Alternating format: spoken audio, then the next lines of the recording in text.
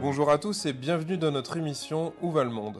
Un espace qui veut faire entendre différents points de vue afin d'appréhender la complexité des enjeux de notre monde actuel et en devenir.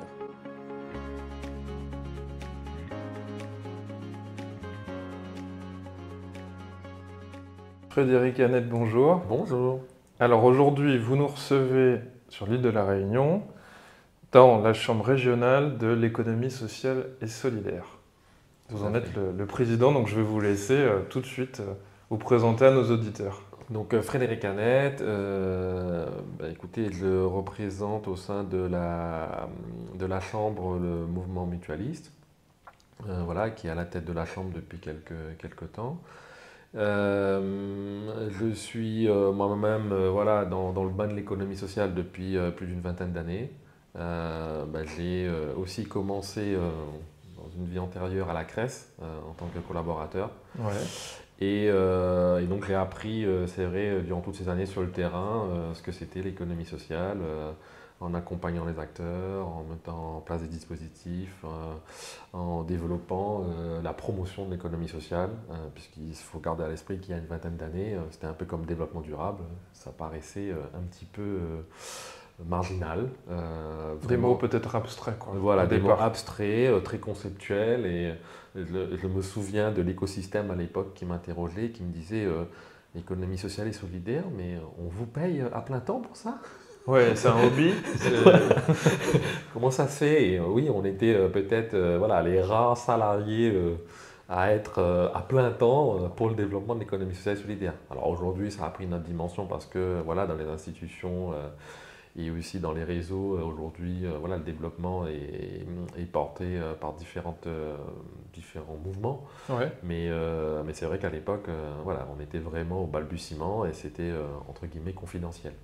Justement, peut-être pour les auditeurs, je vais vous laisser peut-être finir de vous présenter s'il reste des éléments, et puis vous pourrez leur dire aussi assez rapidement, ça consiste en quoi concrètement l'ESS, quoi.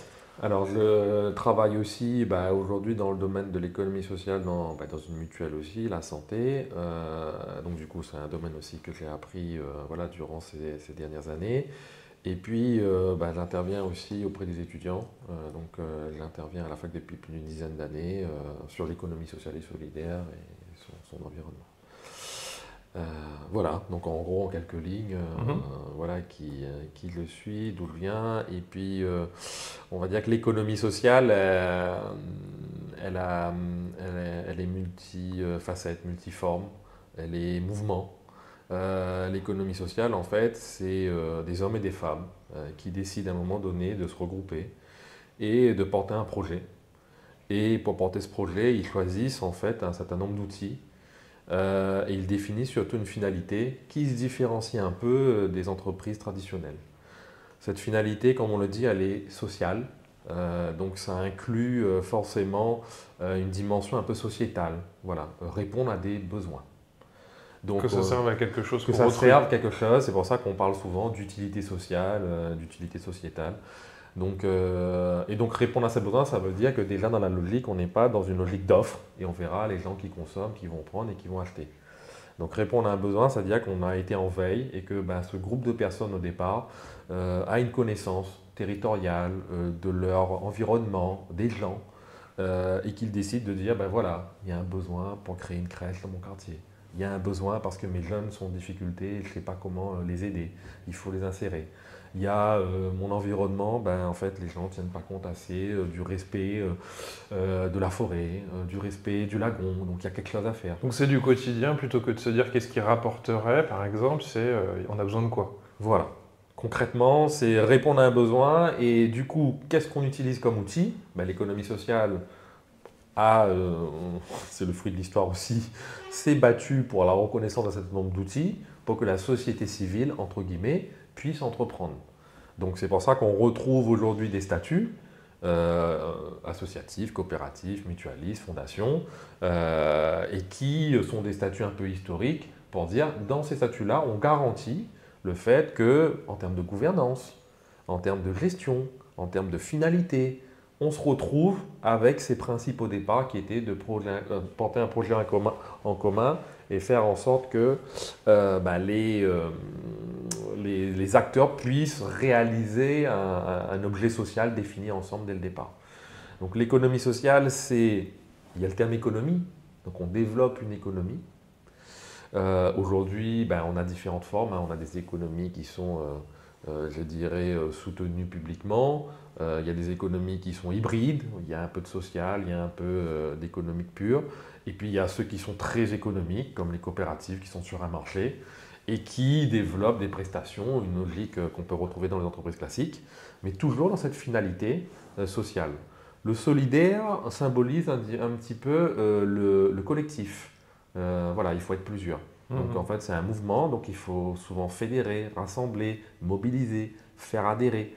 C'est pour ça qu'on parle souvent et qu'on a cette base un peu bénévole dans l'économie sociale, parce que sans ce mouvement militant, on n'aurait pas d'économie sociale. Donc ce sont des gens à un moment donné qui portent une cause, veulent défendre un idéal, et en le défendant, en le portant, utilisent les outils de l'économie sociale qui collent, c'est vrai, et convergent beaucoup plus à ces qualités humaines qu'on veut développer et faire et déployer. Quoi, les militants, ça ne veut pas forcément dire bénévole non plus, quoi. Non. Parce que quand vous dites ça, on pourrait se dire... On pense, oui. Mais en fait, on a des bénévoles, c'est vrai que le terme est fort. Parce que militant, on se dit que... On est nourri par la cause. Oui, tout à fait. Mais on a besoin aussi de payer son loyer, quoi. Tout à fait. Et donc, l'économie sociale permet de concilier un peu les deux. Ouais. C'est-à-dire qu'aujourd'hui, on peut avoir des activités économiques et cette finalité sociale qui se poursuit. Voilà. Ouais.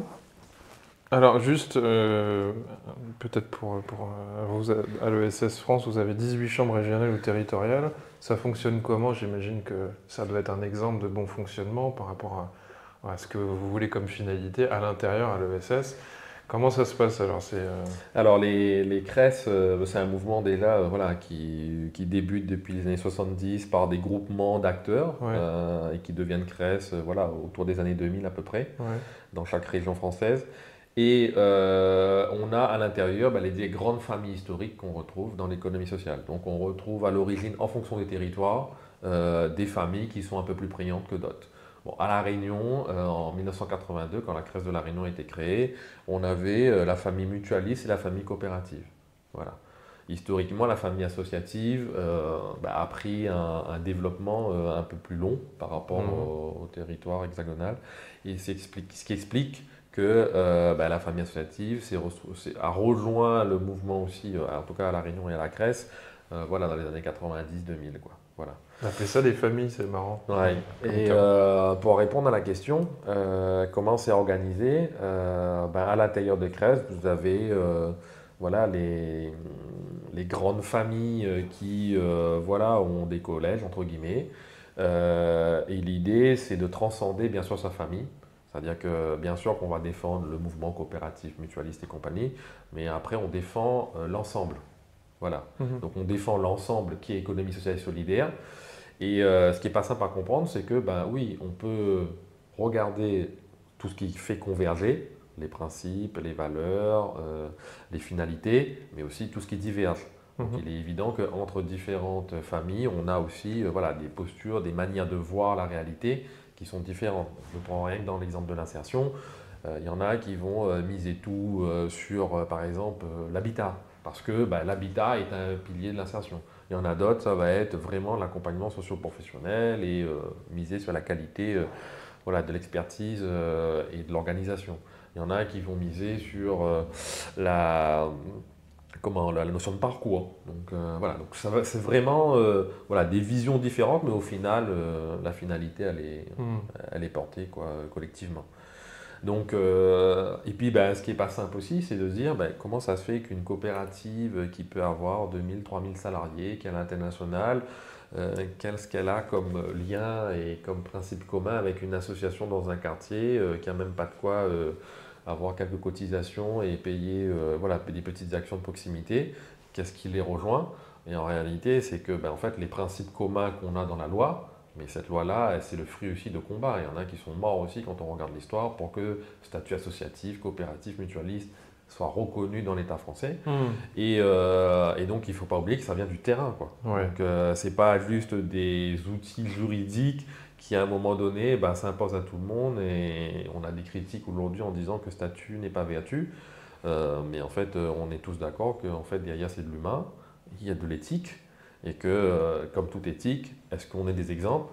En fait, comme toute histoire, comme toute organisation, il y a des choses qui fonctionnent bien, des choses qui fonctionnent mal. Donc, je ne vais pas vendre du rêve en disant qu'on est des structures idéales, en disant que l'économie sociale, on a toujours, malgré voilà, cet affichage de valeurs, on a quand même voilà, des profils de personnes qui viennent aussi utiliser l'économie sociale, qui viennent utiliser aussi cet outil-là comme du marketing.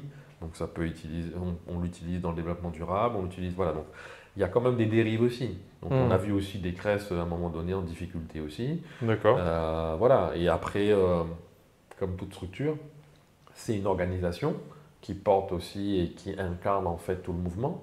Mais c'est aussi derrière des employeurs. Donc c'est aussi derrière voilà, des fédérateurs de mouvements. C'est aussi une fonction un peu syndicale quand il faut porter aussi la voix commune vis-à-vis des institutions. Et on voit très bien que dans toutes ces petites organisations qu'il peut y avoir aussi, en fonction des profils, voilà, des dérives. Il reste des êtres humains en fait dans cette chaîne. Oui, par définition. qu'on le mette voilà, dans quelque chose de très vertueux ou quelque chose de moins vertueux, de toute façon on a toujours les mêmes profils. Donc là-dessus, ne se faisons pas d'illusions. Alors, est-ce que vous pourriez nous donner un peu la météo des entreprises à La Réunion? Alors, pas forcément aujourd'hui, mais en ce moment, quoi. On est à 3-4 ans du Covid, là. On commence à s'éloigner de tout ça. Ça va comment, les entreprises de La Réunion? Eh ben, on va dire que depuis le Covid, il y a eu un électrochoc. Puisque, en fait, quand l'économie s'est arrêtée, un peu comme dans différents territoires, les militants, les bénévoles, ont été vraiment, et ça c'est une étude qu'on a menée, ont été vraiment ceux qui ont permis de toujours faire fonctionner la société. Avec des services de proximité, avec voilà, du lien social qui a toujours permis de connecter les seniors, les jeunes, voilà, les quartiers, les territoires. Et donc l'économie sociale a été vraiment voilà, valorisée, mais avec ce vecteur-là. Sortie du Covid, questionnement très compliqué de la part de pas mal d'acteurs publics et aussi de l'économie sociale. Donc difficulté pour beaucoup de champs. Je pense aux champs culturels, je pense aux champs sportifs, qui se posaient beaucoup de questions sur leur modèle économique. Et puis là, depuis 2020, on voit que ça a vraiment repris. Du coup, les dernières données qu'on avait étaient encourageantes. Puisque, pour donner un ordre d'idée, à La Réunion, on a 1890 établissements pour à peu près 24 400 emplois.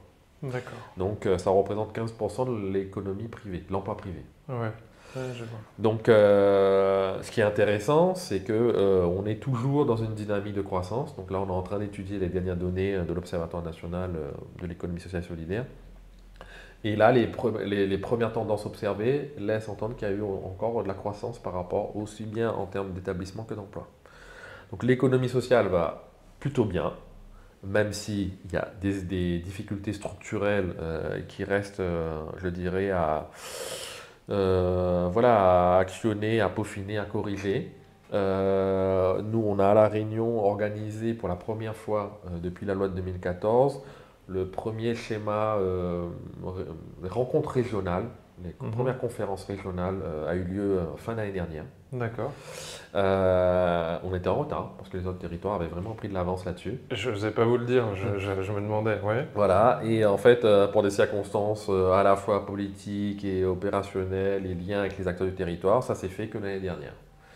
Donc les acteurs se sont réunis, on a pu toucher 300 personnes du territoire dans les différents arrondissements parce qu'on est parti les voir pour faire remonter un certain nombre de priorités. Et effectivement, voilà, il y a des attentes qui sont extrêmement fortes de structuration du champ de l'économie sociale et la stratégie régionale a été posée. Voilà. Donc le chef de file selon la loi, c'est la région. On l'a fait en lien avec l'État et les acteurs. Ouais. Et il ressort un certain nombre de priorités donc, qui vont normalement être pour le mois de l'ESS 2023 présentées et déclinées en actions et en groupes de travail opérationnels. Voilà. Okay. Donc on va dire que les acteurs sont là, il y a beaucoup d'attentes et en même temps les dirigeants de l'ESS, ben, ils se battent. Voilà, on est sur une île, donc ça veut dire qu'on a aussi une obligation de réussir en termes de coopération. On a une obligation aussi de réussir vu les défis sociaux dans lesquels on se trouve, parce que les indicateurs sociaux sont un peu plus marqués dans les DOM que sur le territoire hexagonal, que ce soit en termes de chômage, de conditions sociales et compagnie. Et tous ces défis sociaux et territoriaux, et même environnementaux, ben, nous poussent à constamment essayer de chercher des solutions, à essayer d'innover. Justement, je me dis qu'il y avait peut-être des particularités en fait, et que c'était peut-être quelque chose qui pouvait beaucoup parler dans les DOM, l'ESS, quoi. Oui, donc ce qu'il faut savoir, c'est que l'ESS dans les DOM, c'est aussi une dynamique qui a été prise en compte par ESS France, puisqu'en fait, il y a ESS France Outre-mer qui a été créé, et donc qui réunit l'ensemble des CRES. Et qui permet justement d'avoir une structure qui appuie notamment ces chambres d'un point de vue ingénierie, d'un point de vue technique, d'un point de vue aussi développement, pour leur permettre de répondre aux particularités insulaires dans lesquelles on peut se trouver notamment à La Réunion. Et ce qu'il faut savoir, c'est que La Réunion représente quand même, dans toutes les entreprises d'outre-mer, quasiment sur les 5000 entreprises d'outre-mer, on a carrément 43% qui est à La Réunion, quoi. Ah, quand même. Voilà. Donc je suis au bon endroit aujourd'hui. Voilà, donc on reste quand même un moteur. On a aussi Mayotte qui est extrêmement dynamique sur le sujet, puisque c'est la dernière CRES du réseau qui est née, et qui a aussi une dynamique extrêmement forte de proximité, et avec des défis sociaux, environnementaux, qui sont quand même décuplés dans certains domaines. Voilà. Vous auriez des exemples très concrets de SS à l'île de la Réunion? Alors évidemment, si vous commencez à citer, certains vont bouder parce qu'ils n'auront pas été cités, mais il faudra qu'ils me pardonnent parce que c'est moi qui pose la question. Mais vous aurez des exemples qui vous viennent pour nous montrer un peu ce que ça veut dire concrètement sur le terrain, quoi, dans la vraie vie? Alors dans la vraie vie, l'économie sociale, en fait, il y a le mot économie. Et ce qu'il faut comprendre, c'est que c'est tous les secteurs d'activité. On ne peut pas se restreindre au champ social et compagnie. Et ça veut dire que dans chaque secteur d'activité, on a les entreprises innovantes. Donc oui, je ne pourrais pas tous les citer, mais si je prends l'exemple, je ne sais pas moi, des services à la personne, qui reste un enjeu extrêmement fort ici en termes d'accompagnement, que ce soit nos seniors ou des personnes un peu éloignées, parce que même si on est sur une île, la distance, le territoire, il y a des micro-territoires en fait. Et en fait, il y a quand même un clivage entre le rural et l'urbain. Et on a par exemple la Scopad, qui est une des plus grosses entreprises de l'économie sociale sur les services à la personne, qui a été créée en 2010 à peu près, et qui justement aujourd'hui emploie des centaines et des centaines de salariés. Une organisation exemplaire, ils ont innové parce qu'ils venaient d'un contexte aussi difficile, parce que c'était une grosse association qui s'appelait la RAST et qui a justement périclité. Donc ça a fait grand bruit sur le territoire à la fin des années 2010. À la fin des années 2000, et du coup se poser la question, mais comment ça va se restructurer? Et un petit noyau d'acteurs, une douzaine d'associés, salariés, ont choisi de monter une SCOP et de faire évoluer leurs pratiques, de moderniser. Donc ils ont utilisé par exemple leur téléphone à l'époque pour les prises de rendez-vous. Ils ont essayé de performer avec peu de moyens pour démarrer.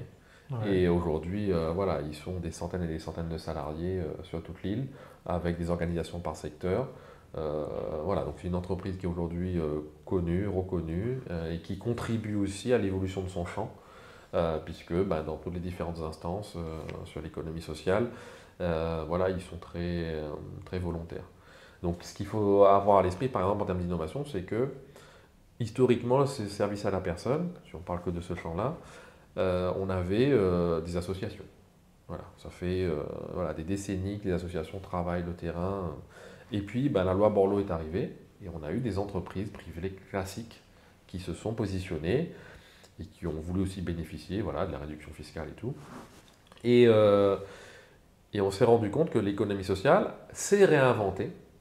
Et donc, le format coopératif a permis aussi de combiner des compétences, de combiner des forces territoriales Ouais. et de faire en sorte que, ben voilà, on ne voulait plus forcément être dans le format associatif, mais on voulait aussi avoir une forme un peu plus proche de l'économique. Et c'est pour ça que ben, on a décidé d'entreprendre autrement à travers ce format qui était un peu novateur. Et les scopes venaient tout juste d'être promus sur le territoire à la fin des années 2000. Voilà, des porteurs ont saisi cette occasion-là.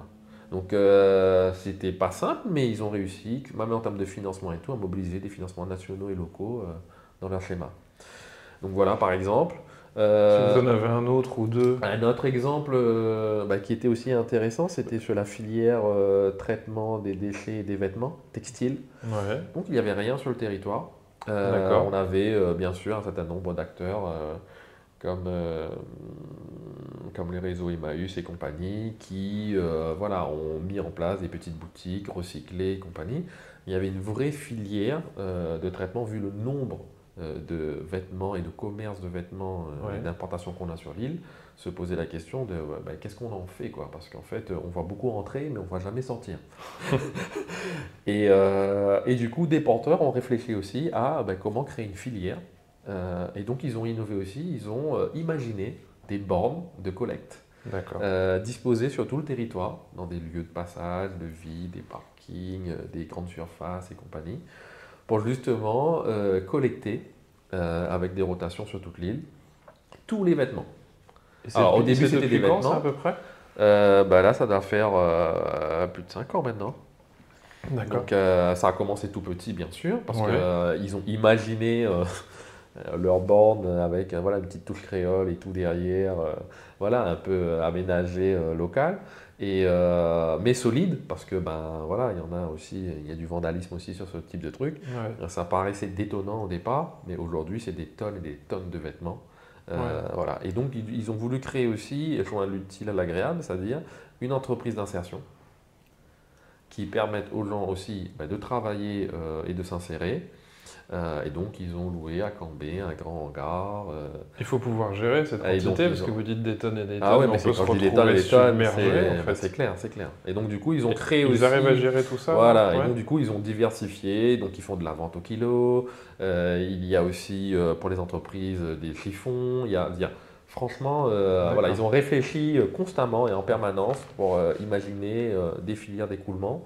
Recycler en fait bah, l'ensemble des. En fait, ça a commencé par des vêtements, mais aujourd'hui vous avez des chaussures, des jouets. Ouais. La Ouais. collecte c'est vraiment élargi et aujourd'hui bah, c'est une vraie filière qui s'est mise en place quoi. Hmm. Voilà. Pareil, on a sur le verre la même chose.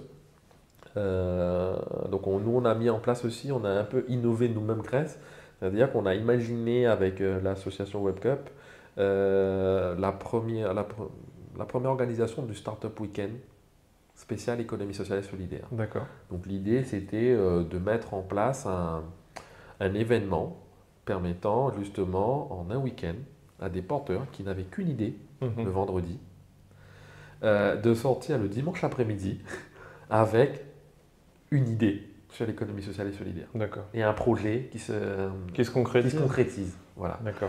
Donc c'est une ambiance, c'est une organisation. Ils commencent le vendredi soir, ils restent sur site et avec un système d'animation participatif, ils arrivent en fait à créer un collectif. C'est plutôt, ils viennent avec une idée, ils repartent avec un Ils plan, quoi. repartent avec un groupe, Un plan, un des- projet, une équipe. un groupe, des potes, Ouais. un projet, un accompagnement avec des experts, avec D'accord. des accompagnants. Et le dimanche, ils font leur présentation et récompenser bien sûr le projet voilà, qui présente le plus de potentiel. Voilà. Donc il y a des catégories. Et du coup, parmi ces projets, il y a eu un projet qui est aussi innovant, qui était Réutilise. Donc c'est une association qui a réfléchi aussi à créer une filière pour la réutilisation du verre. Pareil, plein de choses qui rentrent à la réunion, mais qu'est-ce qu'on en fait? Et donc la réflexion est partie sur allons créer une filière de réutilisation de ce verre. Et du coup, pareil, collecte, nettoyage, Ouais. réutilisation, et puis travailler sur différentes filières pour pouvoir écouler. Donc je vous invite aussi à regarder sur le net, il y a énormément d'articles sur eux. Donc intéressant aussi. Donc voilà, donc il y a des initiatives qui commencent alors là je parle bien sûr, c'est vrai, un peu transition éco, mais il y a pas mal d'initiatives de ce type qui commencent à émerger. Pourquoi? Parce qu'il y a un contexte aussi à La Réunion, il y a eu un grand débat il y a quelques années sur un incinérateur, dire, voilà, quelque chose d'industriel pour traiter tous nos déchets. Il y a eu des décisions politiques qui ont fait que c'était, voilà, ça n'a pas été cette voie-là qui a été choisie. On a des centres d'enfouissement qui sont saturés.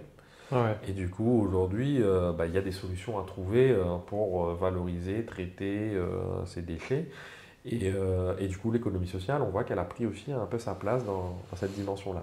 D'autant que ce qui me vient à l'esprit, il y a un truc qui paraîtra évident à beaucoup d'auditeurs, mais moi ça me revient là, quand je vous entends, c'est que j'ai l'impression qu'on s'éloigne du virtuel et de l'immatériel, finalement, il y a du verre dans une caisse et puis ça va être transporté dans un camion, Ouais. et puis il y a des fringues et on va pas les prendre en photo, faire des annonces, faire des envois sur toute l'île en utilisant la poste. Non, on a des containers, on collecte, donc il y a quelque chose qui permet de faire du lien par définition et de se voir et de se parler, Tout à fait. plutôt que de pousser les gens à rester chacun derrière un ordinateur et derrière du virtuel. Donc ça, c'est pas rien quand même au fond, parce que tout le monde jouit de ça tout en s'en plaignant et en se disant que ça court à la perte de l'humain.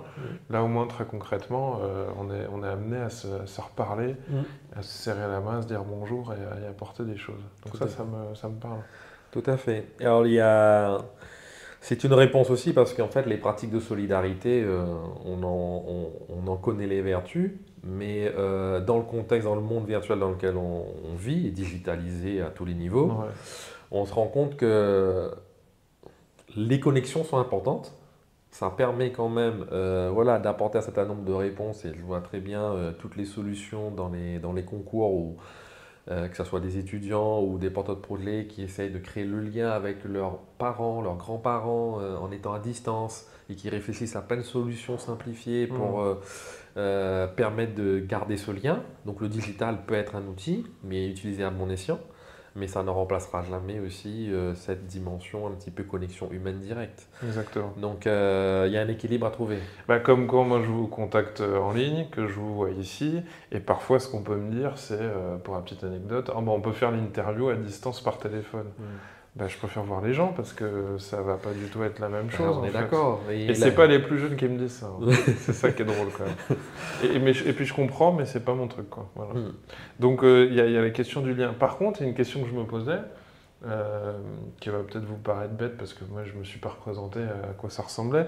Ce Startup Weekend, est-ce que ça paraîtrait pas un peu trop complexe aux gens? Est-ce que c'est adapté au tout venant? Parce que j'ai imaginé, enfin c'est peut-être le terme à l'américaine et Oui. tout, mais je me suis dit, ça fait très petit jeune qui sortent de boîte d'ingé, et je me suis dit peut-être que ça peut paraître trop éloigné ou compliqué du commun des mortels en fait, ou est-ce que c'est accessible à tout le monde? J'imagine que c'est accessible à tout le monde. Oui, c'est accessible à tout le monde et ce qui est intéressant, c'est que le concept est plutôt bien rodé, parce que c'est comme un label dont l'association WebCup garde bien voilà, les standards et le secret, comme un petit cahier des charges. Et le concept d'un week-end, monter son projet en un week-end, on l'a un peu adapté pour l'économie sociale. Parce que généralement, voilà, là on est sur des projets collectifs, on est sur des enjeux sociétaux souvent portés voilà, par tout type de profil. Et souvent, il y a de l'intergénérationnel. Parce qu'on pourrait se restreindre, on pourrait se dire c'est pas fait pour moi, c'est fait pour les jeunes connectés. Oui, mais là non, là on a en fait vraiment de l'intergénérationnel, on a voilà, des seniors et des jeunes qui se mêlent. Parce que c'est intéressant d'avoir le regard, comme vous dites, par exemple du senior, qui lui va se dire, vous êtes peut-être né en voyant ça, mais moi en fait je ne comprends pas cette perte de temps, d'énergie ou ce gâchis. Et donc, mon regard a de l'importance parce qu'il permet de réveiller une autre génération qui a connu autre chose. Quoi. Tout à fait. Vous voyez ce que je veux dire? Et il y a une transition. De toute façon, la modernité et la tradition, ça peut donner de belles choses. Et on se rend compte que dans la société rayonnaise, il y a aussi un peu ça. C'est-à-dire que comme on a connu une transition démographique et une accélération incroyable du développement de l'île, c'est-à-dire qu'en 50 ans, voilà, quoi, il y avait le lien à la terre. Aujourd'hui, on a les liens au service. Tout le monde s'éloigne de la terre. On a l'urbain qui a pris des dimensions incroyables. C'est du tracteur à la 4G. Voilà, et du coup, ça crée aussi quand même des clivages. et il y en a qui sont extrêmement attachés à ce qu'il y avait encore il y a quelques décennies. Mmh. Donc, il faut reconnecter. Donc ils ont compris que le monde a évolué, et en même temps, les jeunes, il ne faut pas qu'ils oublient aussi leurs racines. Donc voilà. J'entends. Je vais aller sur deux questions. Alors une qui m'est venue en documentant. Il semblerait qu'environ, concernant les femmes dans l'ESS, 6 femmes sur 10 ont des postes à responsabilité. Le ratio est de 4 sur 10 dans les entreprises classiques. Vous avez une explication à ça? Est-ce que l'ESS, ça convient mieux à la fibre des femmes plutôt que des hommes? Je sais pas. Qu'est-ce que vous en pensez, vous? Qu'est-ce que vous Ça comprenez de dépend ça? des champs. Je sais que... C'est moins compétitif peut-être, Oui, oui, oui. donc peut-être que les femmes se sentent plus à l'aise dans ce champ-là que dans un champ plus capitaliste où les hommes seraient peut-être plus, comment dire, vigoureux ou prêts à la compétition. Je sais pas, qu'est-ce que vous en pensez, vous? Moi, j'aurais tendance à rattacher au métier. Donc, il y a certains métiers dans Ouais. l'économie sociale qui étaient historiquement fortement féminisés. On le voit dans le champ du social, on le voit dans le champ, par exemple, des crèches. Oui, il y a eu plus de femmes Vous que avez une d'hommes. explication plus sociologique et moi plus psychologique, mais... Et la raison est que ces métiers-là étaient, c'est vrai, fortement féminisés. Ouais, Ils sont toujours présents dans l'économie sociale et solidaire. ouais. Donc, on a toujours aussi une présence féminine forte. Mais ce qu'on remarque ces dernières années, c'est qu'il y a un taux d'encadrement féminin qui augmente. Voilà. Là, là où on pêche encore, je pense, c'est dans la gouvernance. C'est-à-dire que dans les instances statutaires, on se rend compte que les Beaucoup conseils d'hommes. d'administration Ouais. ne sont pas encore tous équilibrés. Alors, je sais que certains mouvements essayent de prôner la parité et l'ont même imposé. Et aujourd'hui, C'est compliqué, ça. Oui, c'est un sujet Parce que qui c'est passe. pas forcément l'homme qui se bat pour avoir le pouvoir, ça peut être beaucoup de femmes qui laissent passer les hommes. Oui, tout à fait. En tout cas, moi d'expérience, c'est ce que j'entends, qui se disent que l'homme sera compétent pour gérer, alors qu'elles sont parfois 3 fois plus compétentes. C'est clair. Et on le voit, nous, sur le terrain. C'est impressionnant le nombre de femmes bénévoles qui s'impliquent et qui sont là dans dans ce lien quotidien avec les personnes. Il y a une capacité à comprendre, une compassion incroyable sur les situations difficiles. Il y a aussi une empathie dont font preuve les femmes dans la dimension sociale dans laquelle on peut se trouver et les difficultés de beaucoup de familles, de beaucoup de jeunes, voilà. Et que les hommes, je caricature pas le profil masculin, mais les femmes s'en sortent beaucoup mieux là-dedans, quoi. Et puis pour fédérer, quand on est dans une gouvernance, c'est pas mal d'avoir un peu parfois cet équilibre. Tout à fait. Ok. Je vais aller sur la dernière question de l'émission, enfin l'avant-dernière. Il y a eu une enquête apparemment qui a été lancée entre le CRES Réunion et l'Université de La Réunion. Une enquête sur l'innovation sociale. Il paraîtrait donc qu'elle n'est pas terminée. Est-ce que Oui. vous avez des premiers résultats? De quoi il s'agit d'ailleurs? Qu'est-ce que vous avez interrogé? Et puis qu'est-ce que vous pouvez nous en dire si c'est pas trop confidentiel? Alors, en fait, il y a différents niveaux de travail avec l'innovation sociale. L'idée, c'est, avec l'université, bien sûr, de connecter l'économie sociale à la dimension recherche de l'université. Donc, il y a énormément de laboratoires, énormément de cerveaux, énormément de potentiel d'analyse et je dirais d'études qu'on aimerait mener, des études d'action plutôt, sur l'innovation sociale. Donc ça fait partie du volet sur lequel on est encore en train de travailler. Et puis il y a le volet un petit peu expérimental, c'est-à-dire qu'on a travaillé sur des ateliers dans le cadre du principe des Living Labs sur le territoire de Brapano. Donc on s'est associé à une collectivité et on est parti sur le terrain. Donc on a un territoire qui est à l'échelle de la commune beaucoup tourné vers le rural. Et l'idée c'était de savoir comment on peut utiliser une méthodologie éprouvée comme le Living Lab pour justement faire émerger des projets. Voilà, utiles à la population, mais surtout impliquant les acteurs eux-mêmes. Et du coup, on a mis en place des ateliers du territoire. Voilà, des ateliers qui ont eu lieu pendant plusieurs mois, regroupant tout type d'acteurs. Donc ça peut être le jeune, le responsable associatif, l'institution du coin. Donc on a réuni vraiment de manière très large les acteurs par petits groupes. et de réfléchir sur qu'est-ce qui serait intéressant de faire émerger comme projet sur le territoire. Et sur Brapanon, l'étude a révélé que on a pu mettre en exergue le fait que tout le monde voulait voir émerger des projets dans le domaine de la petite enfance, parce qu'il y avait des vraies problématiques pour les familles de pouvoir trouver un emploi et compagnie pour pouvoir chercher des solutions pour eux-mêmes. Il y avait la dimension agricole, tourisme, qui est ressortie aussi, puisque il y avait des porteurs de projets notamment dans le tourisme, mais ils ont du mal. Donc du coup, il y a aussi à réfléchir sur comment on peut les accompagner, parce qu'il y avait des opportunités. Alors on sentait que la volonté communale était très forte dans le domaine, mais par contre, il faut aussi des porteurs. Et on s'est rendu compte qu'il y avait convergence, puisqu'en fait, entre la volonté institutionnelle et le terrain, il y avait des atouts qui étaient totalement inexploités. Il y avait un patrimoine naturel incroyable. Il y avait des gens qui avaient un savoir-faire de proximité, artisanal, artisanat d'art même, mais totalement pas du tout reconnu. Et puis il y avait aussi tout ce qui était agrotourisme. Donc il y avait aussi du potentiel à valoriser le terroir pour faire connaître dans le cadre d'activités touristiques le potentiel de la commune. Et voilà, donc tout l'enjeu était de créer ces synergies de proximité avec les habitants. Et voilà ce qui est ressorti dans les grandes lignes. Alors il y a la dimension de mobilité et insertion qui ressort souvent. Et là, on est sur des enjeux qui sont un peu particuliers, puisqu'en fait, c'est une sorte d'isolement géographique qui ressort à chaque fois pour les travailleurs pauvres. Donc il y a une forme de dire, je veux m'insérer socialement, ok, j'ai vu qu'il y a tel chantier, tel endroit, mais voilà, j'ai pas le permis, c'est loin, le réseau de bus compliqué. Et du coup, ont émergé des idées de garage solidaire, par exemple, pour certains quartiers. Ont émergé des transports doux, alternatifs, comment l'institution pouvait se mobiliser. Des solutions d'accès au logement avec des solidarités intergénérationnelles, notamment pour les jeunes.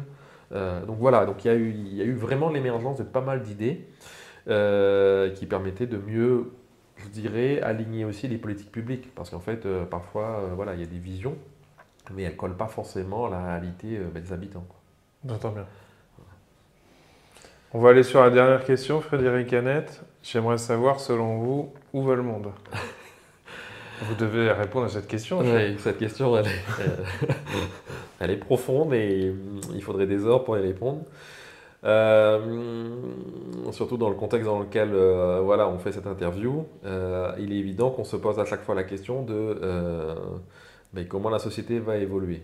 Donc moi j'entends souvent autour de moi une perte de repères, une perte d'implication, d'engagement. On recherche des gens qui s'impliquent dans nos organisations d'économie sociale et solidaire. Et en réalité, je n'ai pas l'impression que c'est ça le vrai sujet. Voilà. Le vrai sujet, c'est ce que les gens portent. Et en fait, quand je parle de militants ou de bénévoles, c'est vraiment la logique du cœur, quoi. Donc il est évident qu'il faut le nourrir. Il est évident que c'est ça qui va façonner la société qu'on a demain. Donc, et pour y arriver, ça demande forcément d'avoir la reconnaissance et puis aussi la prise en compte de toute cette dynamique humaine. Là, aujourd'hui, on est sur des combats où on voit que l'humain, il est pressurisé par des logiques extrêmement fortes et légitimes d'ailleurs sur la partie en transition écologique. Mais quand on se pose la question, qu'on regarde sur le terrain, il y a beaucoup de gens qui nous font déjà remonter en disant oui, mais j'ai une pression environnementale sur ma tête. On me dit qu'il faut que je change de voiture, qu'il faut que je change. Mais en fait, déjà, je suis au bout de ma vie, je n'arrive même pas à manger normalement.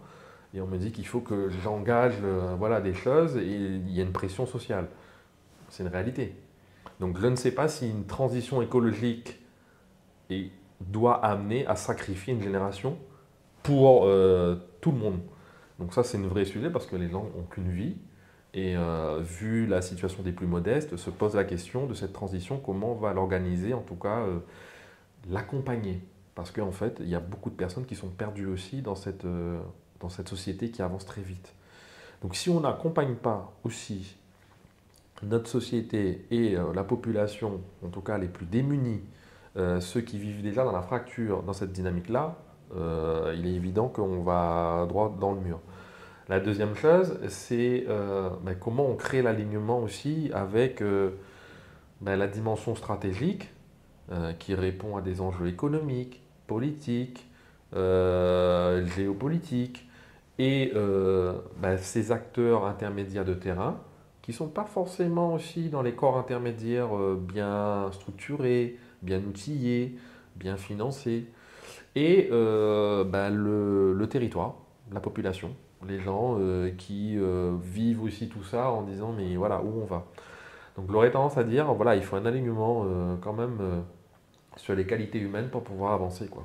Sinon, on risque de voir ce qu'on vit aujourd'hui, c'est-à-dire des tensions extrêmement fortes qui font que les gens ont l'impression de perdre leur repère et de ne plus réfléchir en humain, mais en robot, quoi.